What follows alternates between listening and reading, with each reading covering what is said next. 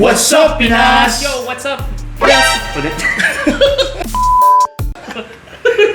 What's up, Pinas? Yo, what's up, Pinas? Good evening sa inyo and here we go again for another G session. Yeah. So mga dudes, nadaanan ako ng isang post na ito, maganda na ipag-usapan natin at para ipagbigay din alam sa mga ating kapinas dyan, yung mga netizens natin dyan, yung mga ka-brothers and sisters natin. Baka nakaka-relate sila, gano'n. Yeah. Oo, pwedeng makarelate, pwede din kung ito yung trabaho nila, makaka-relate sila ng mabuti dito.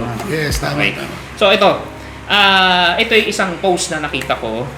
Yun nga, ang binigay nilang title dito yung mahalin din nyo ang inyong sarili. Diba? Walang masama doon, paminsan-minsan mahalin nyo ang sarili nyo. Totoo. Okay. Kasi ito istorya ni Kuya. Isa siyang dating marino na sumasakay sa TG. Yung sa isang company ng mga seafarer to eh. Okay. Madalas siya dating nakikita noon sa ibaba ng office ng UFS. United Filipino Seafarer. Yan, Okay.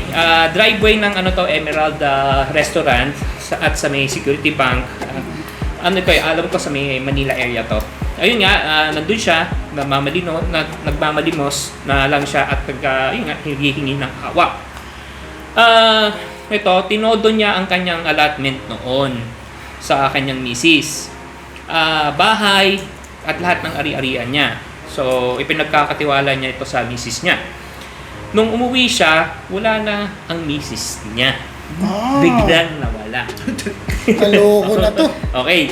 Wala na rin yung bahay niya, wala na rin yung ari-arian niya. Parang wow, magic. Ganun na nangyari. Wawa yun. Ito pa masama. Pinalayas siya ng bayaw niya.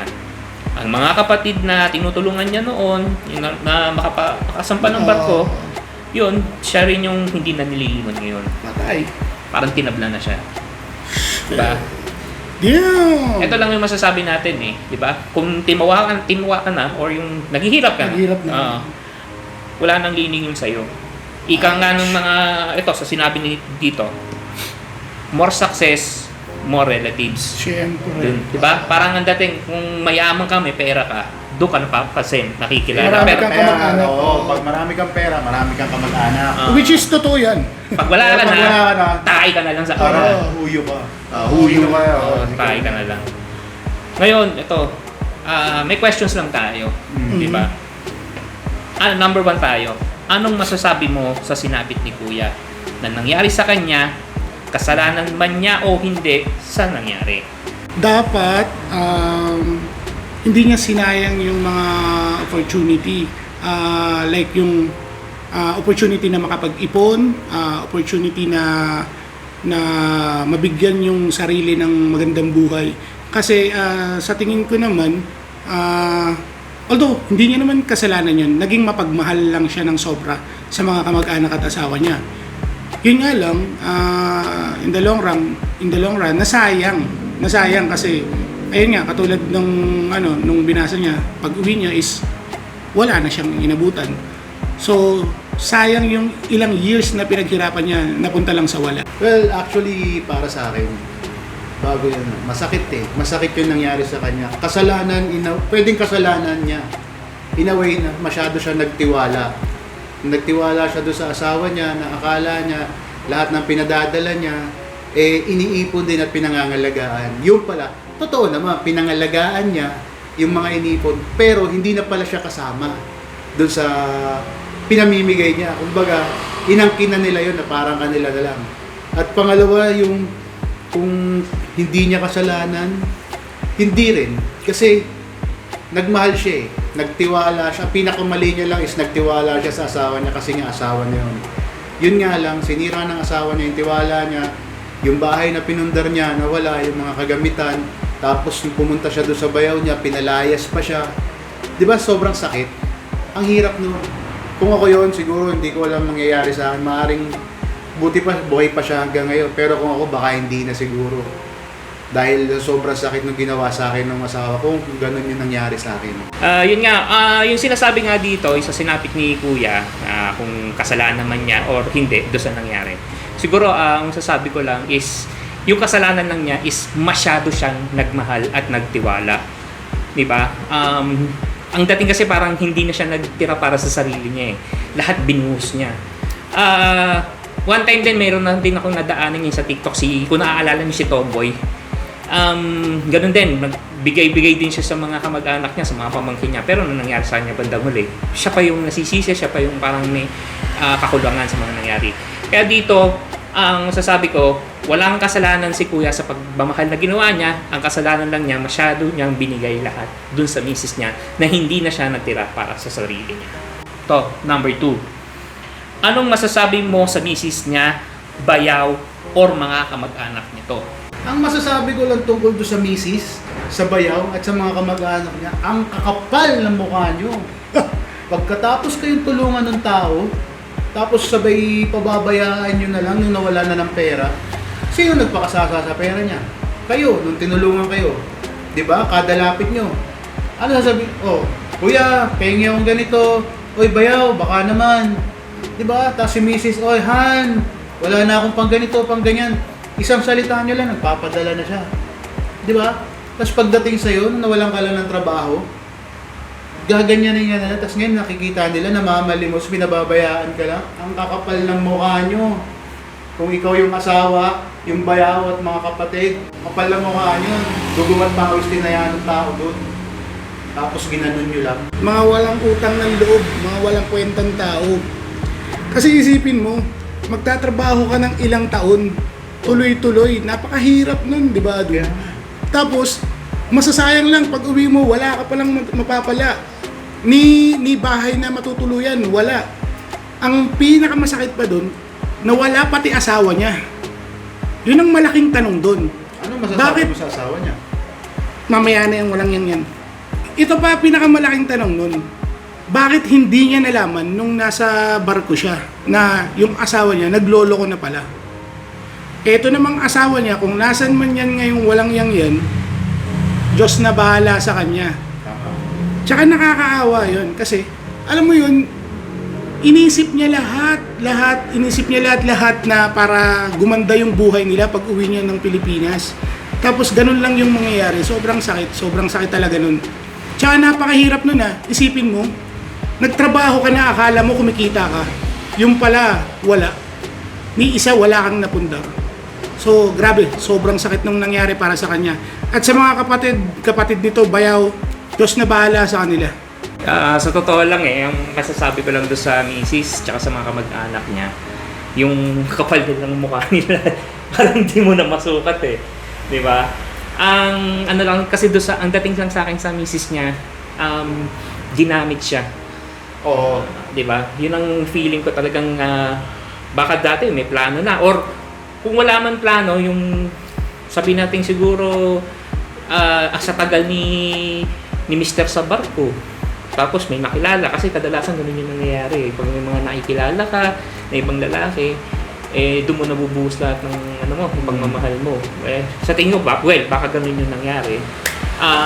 Pero maling-mali pa rin yun kasi biruin mo yung taong nagmamahal sa'yo, yung binibigay lahat para sa'yo, para ginhawaan yung buhay mo, tapos ganun nangyari sa'yo. Well, yung nga sinasabi nila lahat yan may balik. May karmang babalik pa. May gabayan. And doon sa kamag-anak niya, lalo na doon sa bayaw, ko po, kakapal ng mga mukha nyo. Piruin nyo, tinulungan na kayo lahat-lahat. Kung pinag-aral nyo man yan to, or kung anong tulong na makasampa sa barko, ganun ang pakikita nyo na di ba yung parang ang dating kademonyohan yung dating ng ganun di ba? Which is nakakaawa kay kuya, pero alam ko may araw din na si kuya makakaangat din sa buhay niya. Tama. O ito mga dudes, yung pangatlo. Okay? Sa kwento ni kuya, ano pa pwede natin ma-share o ma-i-advise sa mga kapinas natin dyan? Sa mga na nakaranas nito, or sabihin natin pwede nilang maranasan to, di ba?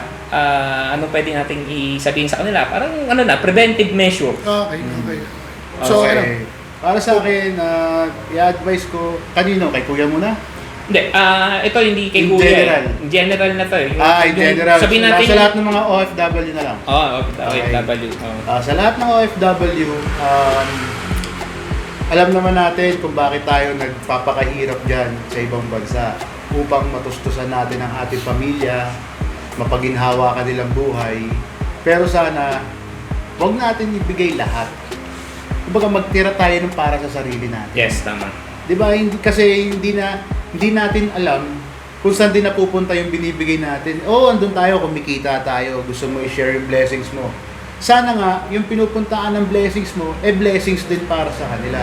Yung kalalawsan, kaso kung katulad nun, parang ang kapala ng mukha, di ba? Sana may balik din sa'yo. Ang masasabi ko naman doon sa mga kamag-anak, ng mga ang kakapal ng mukha nyo, hindi nyo alam kung anong hirap ginagawa ng tao sa ibang bansa. Hindi nyo nga alam, baka nga mamaya doon sa barko, nagkukuskus pa ng kubeta yan para lang mabigyan kayo, tapos ganun gagawin nyo sa kanya. Tama.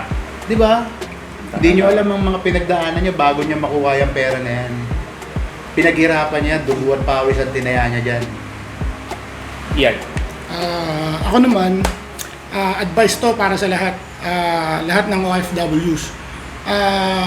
Magkaroon kayo ng isang taong pagkakatiwalaan bukod sa mga tao na tinutulungan nyo. Like, meron naman tayong best friend, kamag-anak na mapagkakatiwalaan para at least yung mga pinapadala yung pera is may nagsasabi kung ano nangyayari sa mga pinapadala yung pera. Para at least precaution lang ba? Hindi naman sa pagiging pagiging iba ang iniisip natin. Parang tamang hinala. Pero kasi mas maganda yung may nakakakita ng actual na nangyayari. Kasi tayo, for example, OFW, nagpapakahirap ka sa barko, papakahirap ka sa ibang bansa. Tapos pinapadala mo lahat, walang natitira sa'yo. Tapos hindi mo rin talaga sigurado kung anong ginagawa sa pera mo. So napakahirap nung ganun. So ayun, ma-advise ko, magkaroon kayo ng tao na mapagkakatiwalaan na siya yung magsasabi sa inyo kung ano talagang ginagawa sa perang pinaghihirapan niyo. And masasabi ko dun sa mga kamag-anak, uulitin ko ulit, Diyos na bahala sa inyo.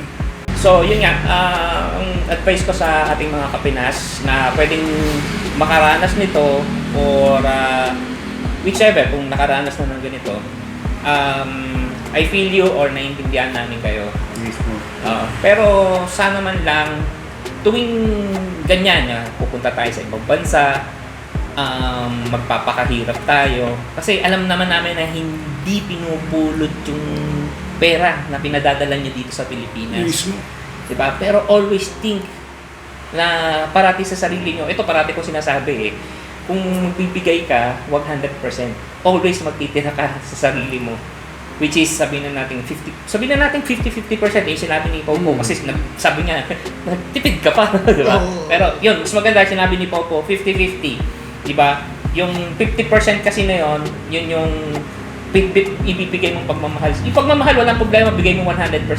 Pero pagdating kasi sa mga minsan sa pera, yan, diyan lumalabas ang ugali ng tao Totoo yan. Sabihin na natin, money is all the root of evil. Yes. Kasi pag ganyan, pag pera na, talagang wala na. Iba. Ganun na yan, Iba ganyan na talaga. yan. Wala na nakikita yan. Kapalan ng mukha yan. Paano na. Kay kuya, doon sa mga nakakaranas pa nito o yung mga nag-ibang bansa or pupunta pala sa ibang bansa, always na pag sumisweldo kayo, magtabi kayo ng para sa sarili. Mismo. Diba? Hindi naman sabihin natin bakit kayo nagtatabi, hindi kayo nagtatamot. Nagtatabi ka doon is because for emergency. Yan.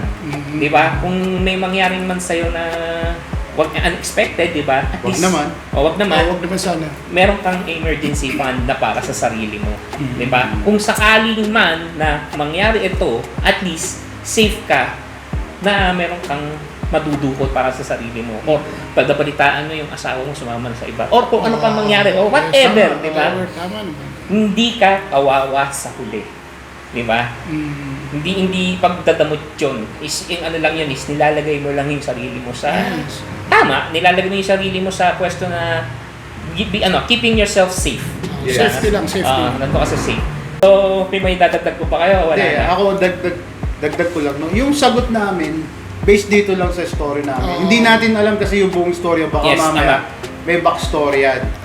O may other side of the story. Kaya siguro ginawa sa kanya yun. Pero yung sagot lang namin kung ganito sitwasyon, yun na yun. Tsaka, konsensya, Kung wala kayo niyan, ay hirap niyan. Alam nyo, kayo po mga OFW, dapat po, kung magbabakasyon kayo sa Pilipinas, alam po may bank transfer naman yan eh, di ba? Yes, may bank transfer. Pwede ka siguro mag-time deposit, Yes, pwede. di ba? Para in time na kunwari, babalik ka, at least naguhulog ka ron, nakakapagpadala ka, naguhulog ka, at the same time, kumikita yung pera mo sa bangko. Yes, Yan ang pinaka-safe. Diba? Yan ang Diba? pinaka-safe na gawin. May safety ka para sa sarili mo. Oo. Oh, tsaka yan. may ano lang din ako doon sa sinabi ni EA kanina na magtiwala ka sa isang tao. Yun nga eh. Pera nga, di ba sabi niya, root of all evil. Yes. Mm. Kasi syempre once you iban, sana yung pagkakatiwalaan mo, talaga mapagkakatiwalaan. Yes, oo. Pag Hindi pera yung- usapan kasi katimonyo. Hindi yung Nalabasan yung katimonyo. Kasi ako, naging guilty rin ako dyan. Nagwaldas din ako ng pera na hindi sa akin. Basta Yun. pera ang pag-uusapan, lumalabas ang tunay ugali ng Oo. tao eh. Yun ang mahirap eh. So, hanggang dito na lang tayo mga Yun. kabrother ko. Sana po, kahit pa paano, may natutunan po kayo Mm. sa mga sinabi namin at may Kahit nakuha pa- kayong aral. Tsaka, at sana makatulong sa ating mga OFW Ah. na ating bayaning Bayaning. OFW. So, sa mga bayanin naming OFW, saludo kami sa inyo. So, hanggang dito na lang. Pilipinas, thanks for watching. Peace!